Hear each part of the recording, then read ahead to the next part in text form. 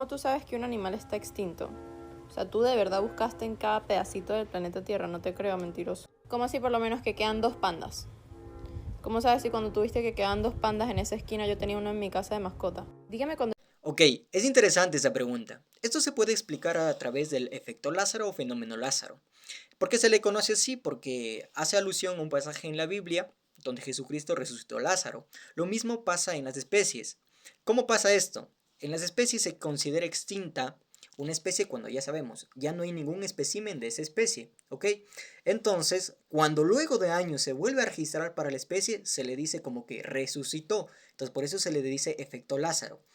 Porque si nosotros buscamos como tal en la web, nos va a salir lo obvio, en donde se indica que la muerte de todas las especies se considera la extinción. Pero lo importante aquí es que la Unión Internacional de la Conservación de la Naturaleza, la UICN, nos tiene una lista roja para ver en qué categoría se encuentran cada especie. ¿Ok? Por ejemplo, quizá por curiosidad ustedes buscaron un animal o buscaron el nombre científico de un animal. Por ejemplo, aquí el león, el Pantera leo. Acá abajito nos muestra Wikipedia algunos datos. Y entre esos datos está la categoría en donde se encuentra esa especie. El estado de conservación, por ejemplo, para el león es estado vulnerable, dentro de la categoría amenazado, ¿ok? Entonces, lo mejor obviamente es no buscarlo en Wikipedia, sino en la UICN, en su lista roja. Pero lo hago para que sea más fácil y más factible para ustedes buscarlo. Hay de algunos animales y de otros no, pero por ejemplo de este conocido sí. Ahora, ¿cómo puede llegarse a extinguir una especie? Obviamente la UICN nos da la clave. Por ejemplo, el león ya está amenazado. Dentro de la lista roja puede haber ya pequeñas variaciones. Esto implica la observación de los leones, tienen chips rastreadores y demás, ¿no? Algunos, otros están totalmente en estado salvaje, solo se sabe por, como tal por zonas.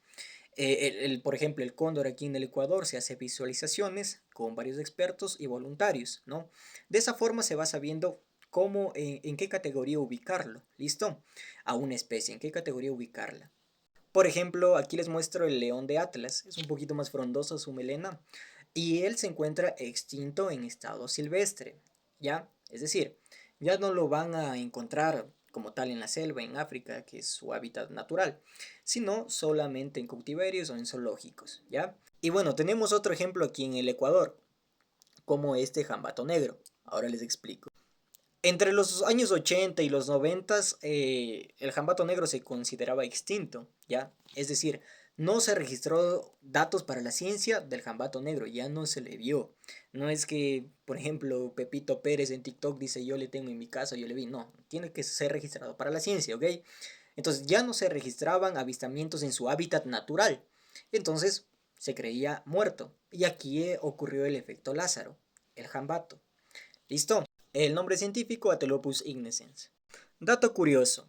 Aquí en Ecuador tenemos una ciudad llamada Ambato, que como vemos proviene de una lengua ancestral de nosotros, el quichua, y significa Ambatu o Jambatu, y se traduce como colina de la rana o renacuajo. ¿Listo? Entonces es bastante queridos los anfibios, de hecho, en el Ecuador. El Ecuador tiene una gran cantidad de anfibios y también de aves, por supuesto.